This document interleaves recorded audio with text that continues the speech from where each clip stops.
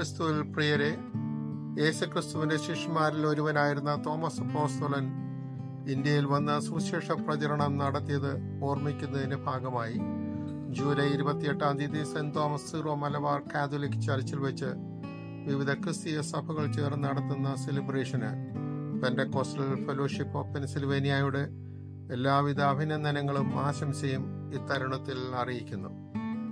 India മഹാരാജ്യത്ത് ക്രിസ്തു വിശ്വാസികൾ ഈ നാളുകളിൽ കടന്നു പോകുന്ന പീഡനങ്ങളിൽ തളർന്നു പോകാതിരിക്കാനും തോമസ് അപ്പോസ്തലൻ 2000 വർഷങ്ങൾക്ക് മുൻപ് ആരംഭിച്ച സുവിശേഷ ദൗത്യം ഓർമ്മിക്കുന്നതിനോടൊപ്പം അത് പൂർത്തീകരിക്കപ്പെടേണ്ടതിനെ പ്രാർത്ഥിക്കുകയും മാത്രമല്ല അതിനുവേണ്ടി പ്രവർത്തിപ്പാനും നമുക്കെല്ലാവർക്കും ഇടയാകട്ടെ എന്ന പ്രാർത്ഥനയോട് എൻ്റെ വാക്കുകളെ ചുരുക്കുന്നു.